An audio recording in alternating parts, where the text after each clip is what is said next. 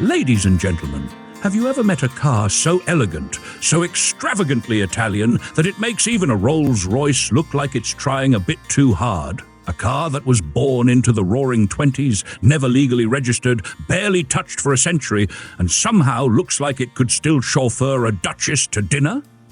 Well, buckle up your monocles, because today we're getting pampered by the 1924 Isotta Fraschini Tipo 8A Landaulet by Sala. A car so posh it makes your wallet feel underdressed just thinking about it. Before we cruise any further into the past, be sure to subscribe to the channel. We bring you tales of machines that time forgot, vehicles with more stories than my uncle at a wedding and twice the chrome. Hit that bell so you don't miss our next trip into motoring madness. To understand why this towering slice of Milanese magnificence exists, you have to imagine Italy in 1924. Benito was yelling, jazz was roaring, and Isotta Fraschini, the pride of Milan, decided that simply building cars wasn't enough. No, they wanted to build statements. With their previous Tipo 8 already wooing the aristocracy, engineer Giustino Cattaneo decided it was time to go bigger, smoother, and significantly more expensive. The result? The Tipo 8A. Bigger engine, tougher chassis, and a clientele that included royalty, robber barons, and at least one tragic silent film star. Enter Chassis No. 65, the very first Tipo 8A ever built. Not just any car, but a factory demonstrator, clad in a majestic Landaulet body by Cesare Sala of Milan. Sala's coachworks, founded back in 1887, had a knack for making limousines look like royal carriages with engine blocks. Their connection with Isotta was so tight that Isotta Fraschini himself sat on Sala's board. This wasn't just collaboration, it was Italian aristocratic nepotism at its finest. What makes Chassis 65 so absurdly rare is that it never even hit the open road. It spent its early years being admired, gawked at, and eventually stored like fine wine by Isotta Fraschini. No license plate, no owner, no bad parking tickets. Just one of the most complete, untouched survivors of 1920s luxury motoring, wearing its original 1924 paint, leather, and fittings like a tailored suit that never saw rain. Let's now lift the bonnet, gingerly, with white gloves, and talk about what made the Tipo 8A the rolling sultan's tent of its era. Underneath that glistening hood sat a beast, a 7.37-litre, straight-eight engine, whispering power like an aristocrat murmuring Latin insults. With overhead camshaft and 2 valves per cylinder, it produced around 120 horsepower at 2,400 revolutions per minute. Plenty enough to embarrass rivals like Packard or even Rolls-Royce. And for those who wanted more, the Spinto or SS versions could be tuned to a ferocious 150 to 160 horsepower. For 1924, that was less a car and more a locomotive with upholstery. This inline 8 was fed by twin Zenith carburetors. All of this was married to a 3-speed manual gearbox, transferring power to a live rear axle. Synchromesh? That's cute. This car didn't need coddling, it needed a chauffeur with forearms like marble columns. The chassis stretched nearly 12 feet, about 3,700 millimeters of coach-building opportunity, and the entire vehicle measured a glorious 5 meters long. That's 16 feet and 5 inches of solid metal, leather, and brass detailing, weighing in at around 1,550 kilograms, or over 3,400 pounds. The layout was classic front engine, rear-wheel drive, but everything else was far from standard. 4-wheel drum brakes were cutting edge at the time, when most cars still believed stopping power was optional.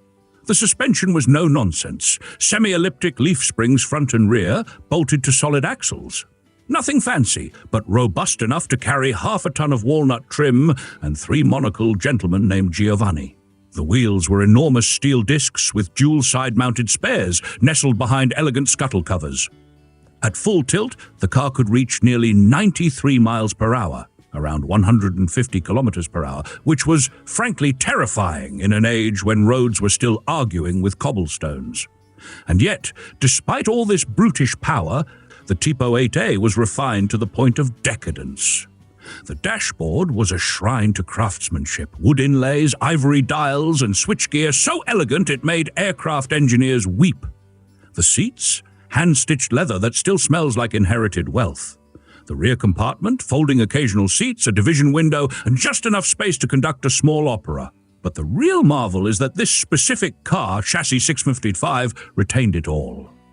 After a brief stint serving Milanese hotelier Filippo Balzari, who used it to shuttle guests in San Remo, it was reclassified as a rental limousine for the Excelsior Bellevue Palace. Eventually, in 1958, the car was sold back to Isotta Fraschini for 100,000 lire and treated to a respectful refresh by Carrozzeria Riva. Riva preserved the original Sala body lines, but added tasteful updates, including those beautiful dual side mount covers and a touch of post-war woodwork flair. Today, it proudly wears the badges of both houses like medals from competing monarchs. The philosophy behind the Sala Landaulet body was pure grandeur with a dash of operatic drama. Designed to impress from every angle, it was a formal 6-passenger limousine with a twist. The rear half of the roof folded down in classic Landaulet style, letting your most important passengers see and be seen. In case your tiara needed a little more sunlight. Unlike some flamboyant designs of the era that looked like they'd lost an argument with an Art Deco chandelier, the Sala Landaulet was restrained, elegant, and intimidatingly refined. And yet, this car wasn't alone. The luxury market of the 1920s was crowded with contenders. Duesenberg in America, Hispano-Suiza in France, and of course, Rolls-Royce. But what made the Tipo 8A stand out was its engine sophistication.